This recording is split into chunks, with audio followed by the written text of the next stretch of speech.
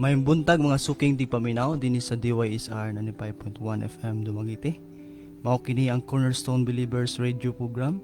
Kami ang inyong higala sa kanginan. Ako si J. Kent.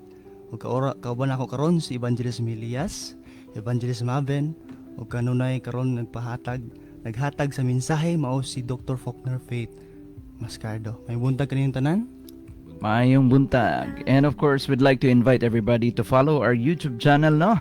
Na atay Music Generation Official, where you could see, makakita mo sa itong mga music videos, mga songs nga itong mga gipang upload.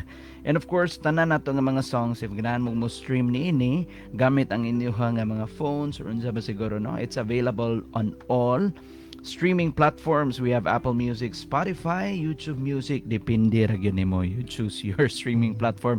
Naata dira bisan pa sa gawas, Evangelist Milias, no. Di lang sa gawas sa balay, pero gawas pa sa country available ta dito. In fact, nasa sa Deezer, naata sa unsa na mga online radios nila sa gawas, no, naata dito. So wherever you are, aning kalibutan na, maaabot ka ng Music Generation Band. And of course, follow our Facebook pages. We have Cornerstone Believers Radio Program. We have CB Church Connect. We have Counterflow and Sips of Scriptures. Evangelist Milias, ata sa i-greet ang mga nanglantaw na to ron, Evan Milias. Yes, kauban na to karong buntaga. We have Miss Eliza, then we have Miss Manesi, and then we have Jella on the other live mga platform, Evangelist Mav. Dres lain ni And Van. also kauban sab nato karon Yes.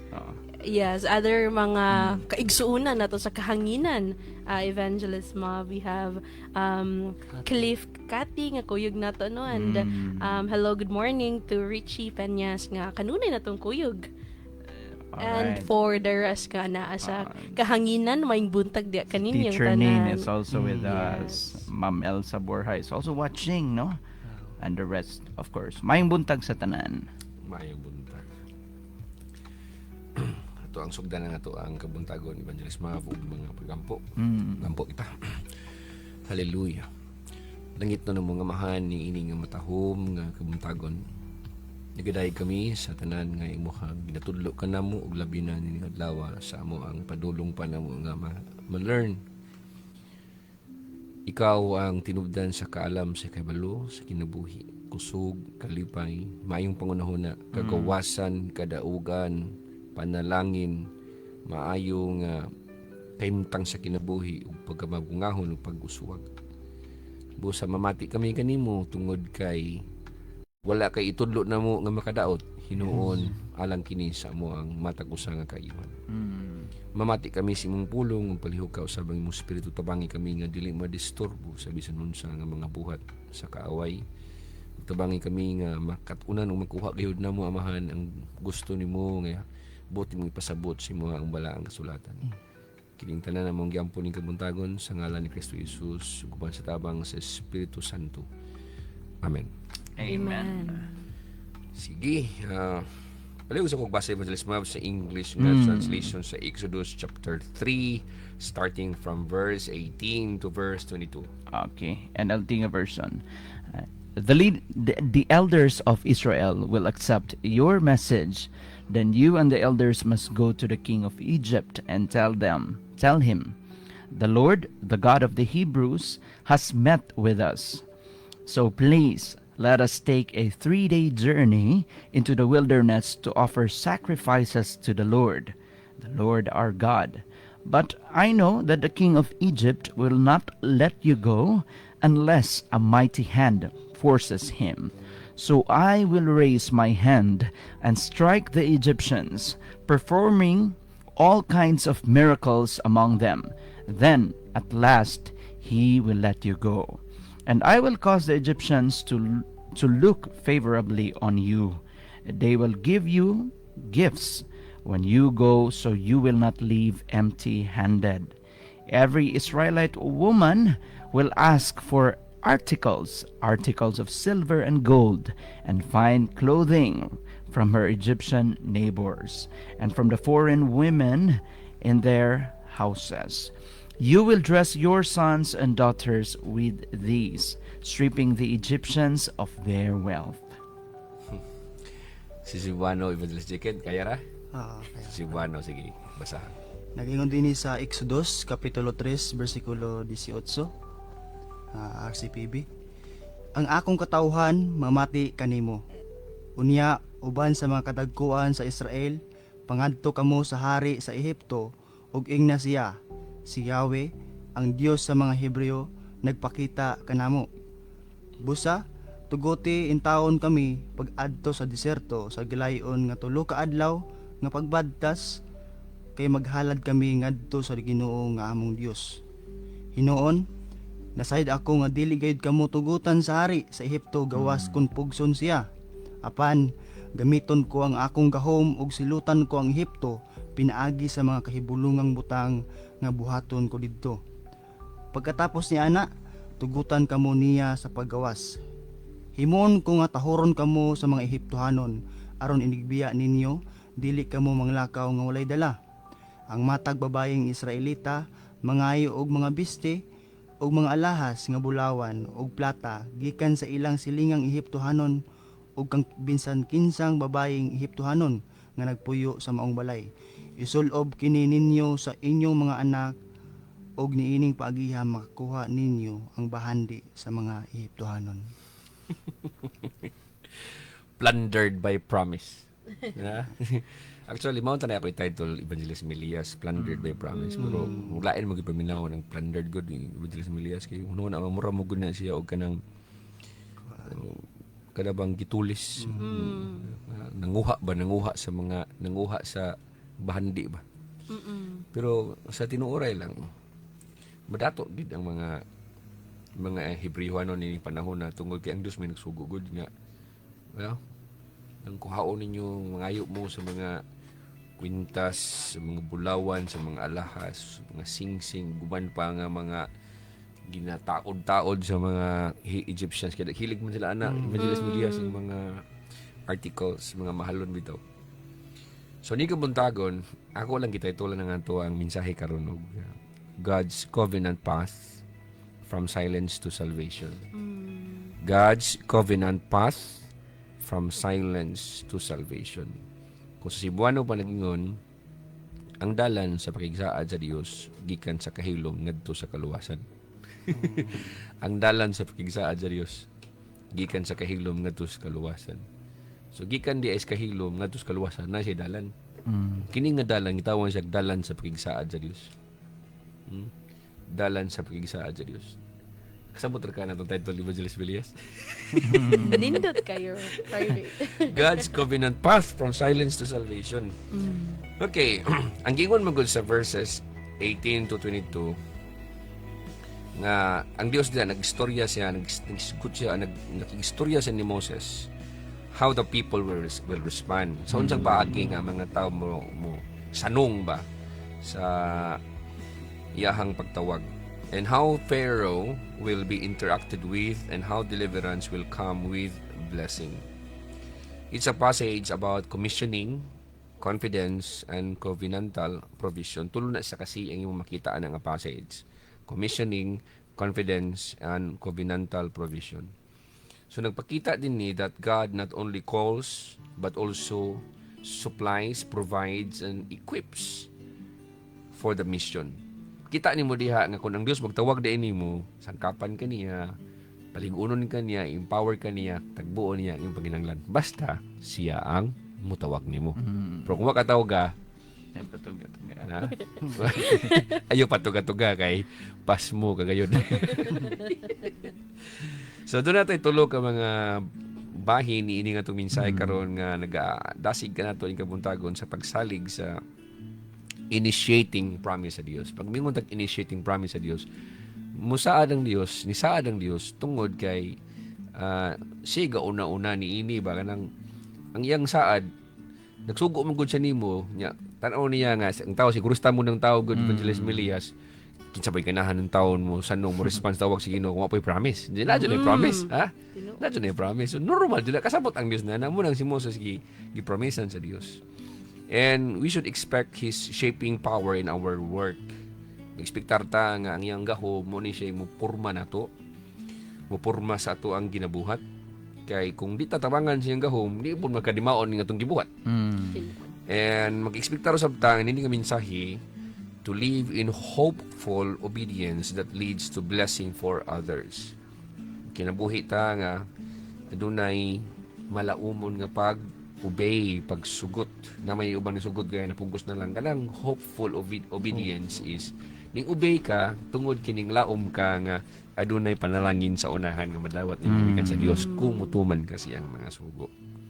Okay? So, una nga bahin ni ini nga mensahe is God initiates the mission. People are called into His purposes. Ang Dios mo'y manguna sa misyon ug ang mga tao gitawag alang sa iyahang katuyuan. Kinsa man yun ay mission ni sa kalibutan? Kinsa man yun na ay original nga mission? Ikaw ba yun o ang Dios? Ang Dios nasa mission. Pero kinahanglan sa human participation. Iyaha lang tawgon kaniya kay para mutuman sa iyang mission, mubuhat sa iyang mission kay naa siya purpose niini. So, muna giingon nga kabante ka ng pagkatawa nga istorya, dili mo na pagkatawa. Actually, insulto ba, pero mga tawa lang taron. Kada batang nag-istoryahan mo diha sa imuhang mga kagrupo nimo, diyan ay taon ni abot dito gasamok-samok miyo ka kung wala kay maambag dire. Gasamok-samok lang kami paghawa ka. Unsa man mo pag-relate evangelism sa tao nga nabuhi sa kalibutan nga wala ni fulfill sa purpose sa Dios.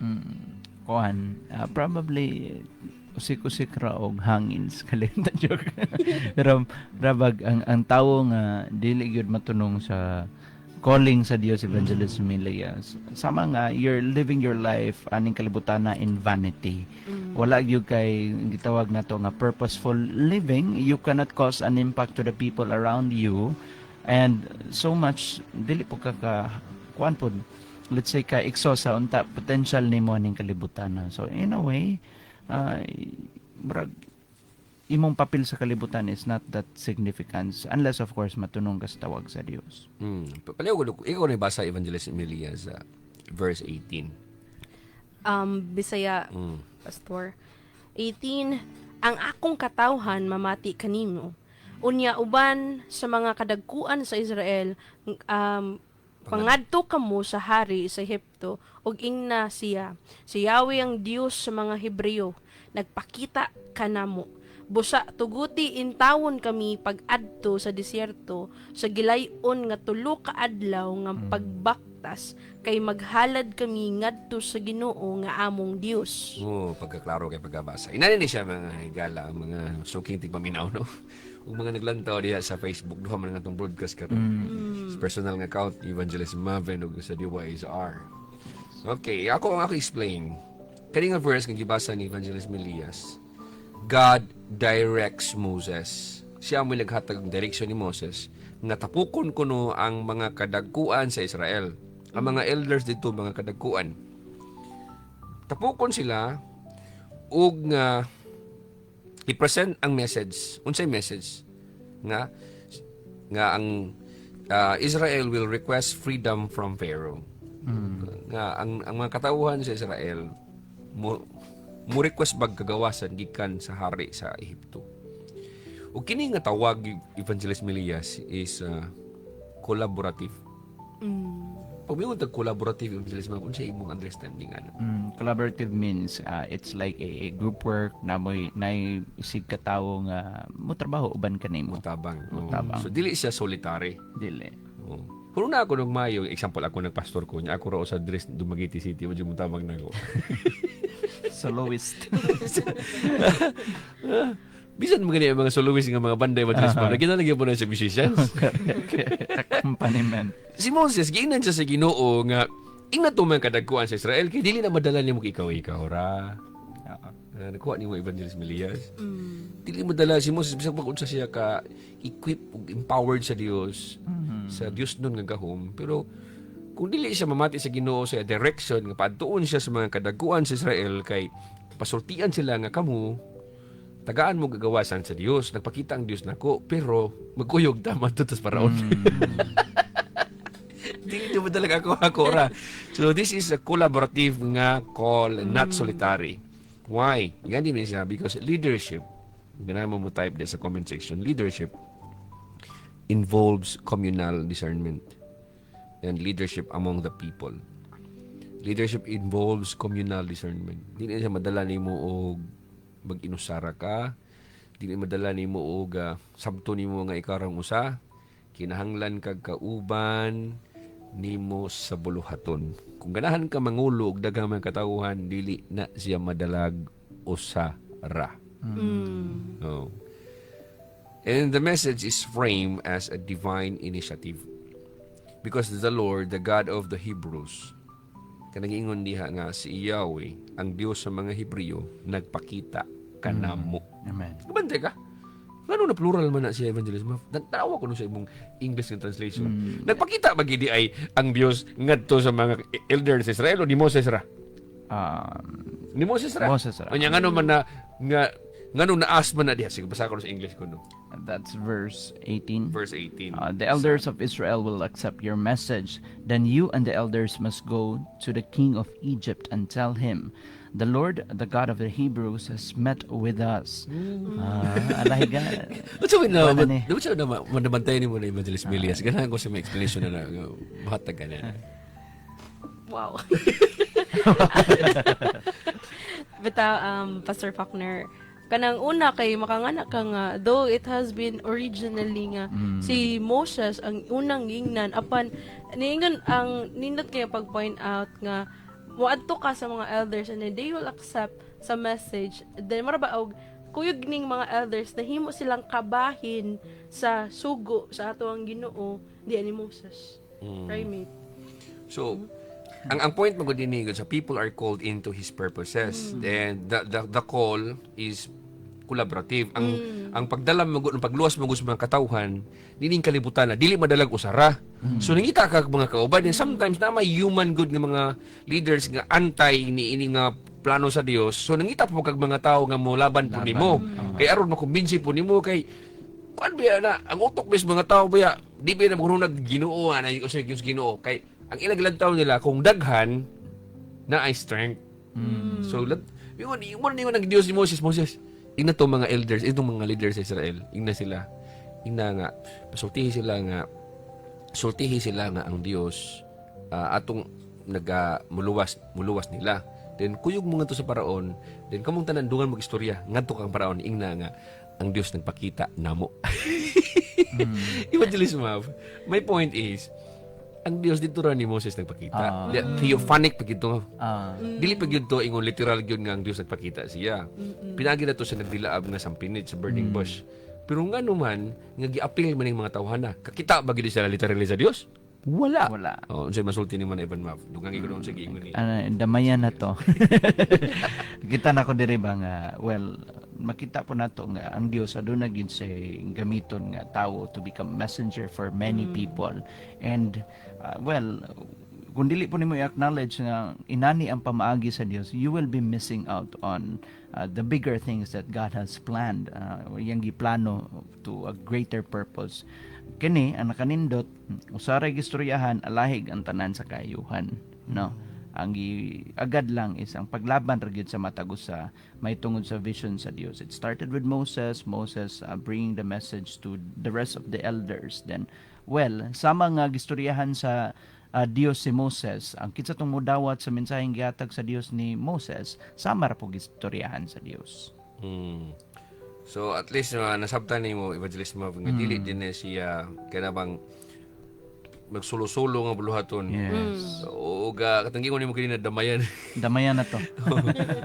So doon na jay collaboration. Kuno na may magministry ka sa kalibutan, wa kay kauban. Nagatiman kag business nga ikaw ra usa, ika pay cashier, ika pay guard, ika pay manager, ika pay janitor, nya imo ang gidala kumpanya.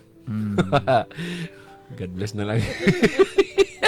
Dali gyud ka para talag lungondaan karon. Dali gyud ka matay ana. Early out. Hindi na mo silbi labi na kun ang imuhang i-challenge mo, ang imuhang katubang nimo is human leader nga powerful. Kabalo ang Dios nga si Paraon di na basta-basta. Nangulo na siya nga doon na siya yutanong panggamahanan. Mao. So, mo na ingon kita si Ginoo nga Moses adto palaban dito, istoryahi ang mga elders. So wala siya ingna evangelist chicken bitaw nga. Era to kalabutan sila eh. Pag solo ra imo dito, total kita ni ta. Dito sa paraon, dili na madalang ginana. So kinahanglan gina siya og naay involve nila. Collaboration. So, unsa mo pag-apply sa mong kinabuhi na, sa mong personal na kinabuhi, unsa man nimo? You have to embrace God-initiated call in your own life or ministry. Dawata ang pagtawag sa Dios kanimo sa imong kinabuhi o para sa mga buluhaton nga yung gi-assign nimo. Kabalo mo unsay pinakadakong sakit sa utok sa mga tao karong panahon na dili sakit sa lawas, sakit sa utok. Kana bang kabalo sila nga gitawag sila sa Dios pero dali ra kay nabuhian ng ilang mga ministry. Dako kay ng problema na may tagsabuton nga dili ang Dios mo'y nagtawag. Mao. But sometimes evangelist mo, pwede mo gano'n sila marason mo sila. Ang Dios na nagtawag na ko si Moses man. Mao lagi. Mura mag-ingon ko ba nga di po ako di po Ginoo nag-appoint nako si Kuan po kanara po siya. So unta makasabot mo ni kabuntagon karon nga kung adunay tao nga alagad si Ginoo nga gitawag niya alang sa pagpangulo sa buluhaton sabta kini nga kung gi-appoint ka gi-invite ka gialahig ka gi-appeal kag tawag nga siya na mismo personally dili na ang Dios mo nangunay nimo kundi pinaagi nagsama ni propeta Moses nga siya nay nigduol sa mga elders. Sab dawata na siya ibugon na nga di bitaw ang Ginoo nagistorya nako si Moses ra bitaw. Mo na siya kasagaran sa iyo pro sa mga Kristiyanon karon kay direct to God lay kuno sila. Mao na po. Wala ka mo na lay pagpropeta. Okay, number 2 na tayo Evangelist Map. Yes. God shapes the path through persecution, power, and provision. Balik ko na ko. God shapes the path through tulo kapi. Persecution, power, and provision. Sa Cebuano pa, tarungon sa Dios ang dalan sa pagkahilom ngadto sa kaluwasan, pinaagig mga lutos, gahom, og pagtakbo. So kasagaran sa mga kasuhanon, alang ganahan power lang og provision. Dili sa ganahan ng persecution. Wala gay. Ang immature nga Kristohanon maglagot gina siya lutoson na siya. Pero ang mga mature nga Kristohanon makatawaran na ngano man, persecution is part na siya sa pag-shape sa Dios sa dalan padulong sa salvation. Walay bisan kinsang mga propetag alagad sa Ginoo sa Biblia nga wala gilutos. Kung ikaw karon ng Kristohanon nga wala gilutos, gani ikaw pang si panglutos, bantay gyud ka. Dili na ako. Bantay ka sa Ginoo ngano sige paglutos sa mga alagad niya. Ay mangnuan lagi ti ka. Ayo jud si panglutos kay madaot ka na. Huwag mong subukan. Masisira ang buhay mo. Tuloy ko lang basa Evangelist Chicken sa verse 19 to 20. Ato i-support na siya nga verses. Nagyon din Listen Davey. Inoo na sayad ako nga dili gayud kamo tugutan sa hari sa Ehipto gawas kun pugson siya. Apan gamiton ko ang akong gahom ug silitan ko ang Ehipto pinaagi sa mga kahibulungang butang nga buhaton ko didto. Pagkatapos niya na tugutan kamo niya sa paggawas. So God forewarns dunay pagpahimangno sa Dios nga ngadto kang Moses nga ang kasing-kasing ni Paraon gahi. Kabalo na ang Diyos nga na ningon siya sa verse 19 ba hinuon nasayod ako nga dili kamo tugutan sa hari sa Ehipto gawas kun pugson ko siya. Kabalo na ang Diyos nga gahi kasing-kasing ning Paraon. Kabalo ang Diyos nga na. Yet God will intervene with signs and wonders to bring about deliverance. Ningon siya nga nasayod ako nga dili kamo tugutan sa hari sa Ehipto gawas kun pugson ko siya. Apan gamiton ko ang akong gahom. Ha? So katong mubabag mo tong persecution. Dayon katong gamiton iyang gahom mao ni ang iyang power. Dayon nga maghatag siya kay bulungang mga butang pagkatapos niya natugutan kamo niya sa paggawas adunay provision. O, di ba? Amen. So kung ganahan gyud ka nga maplastar ang dalan sa Dios, pag-expectar og tulo ka pi. Kay kung siguro na nga Ginoo, luwasan ni mga katawhan diri Lord, mga Ginoo, wa ka kabalo sa Exodus chapter 3 nga ang salvation nag-involve na siya og persecution. Bisan unsay magwali ka, bisan asa ka magwali sa pulong sa Dios, na dyan mga lutos nimo na babag na agi din sa imong supak, na mo biay ni masuko, na maglagot, upat yun babagan ni kag mahimo. Pero ningon ng Dios, pero ngita ko pamagi. Ha? Ngita siya pamagi. So unsa may mo nga sabtan niya na nga punto evangelismo ang giingon nako nga. Bisag nga dunay mga persecution, dunay mga inana mga pagbabag mugahi mga kasing-kasing sa mga tao. Pero nga makita niyo bitaw evangelismo nga ang Dios mo intervene siya with signs and wonders to bring about deliverance or salvation. Let that be a sort of an encouragement for everybody, especially if naana ka sa imuhang tawag, you're doing something that God ordained you to do, and makita nimo nga nay murag mo pakgang, no? This is a message nga maghatag kanimong paglaom to give you a hope na, well, God is with you, and so siguro sa imong makita murag imposible nga makalingkawas ka ng mga persecutions, whatever uncomfortable nga mga situations that you are in right now, but always remember, out of that, God can show you how powerful He is, and He definitely will find a way that even mga tao nga kapalibot nimo, mga mukontra nimo, sama sa naitabo diri, no? Pharaoh was a antagonist sa kinabuhi nila nilang Moses, yet the Lord said siya mismo mo imong trabaho, no?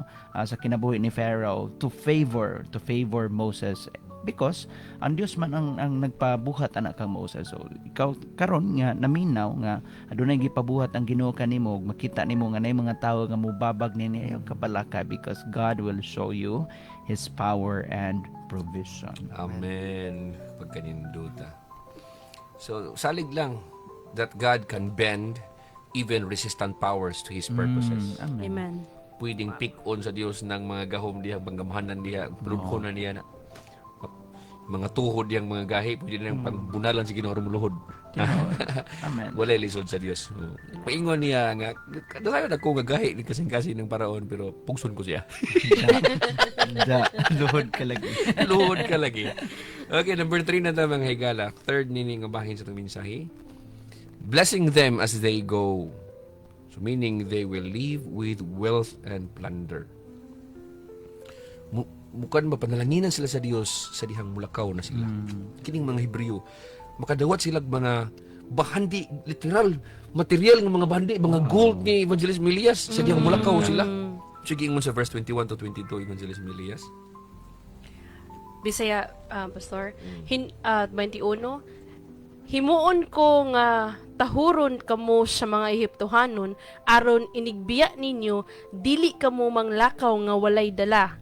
Ang matag babaeng Israelita mangayo og mga bisti og mga alahas nga bulawan og plata gikan sa ilang silingang Ehiptohanon, og kang bisan kinsang babaeng Ehiptohanon nga nagpuyo sa maong balay.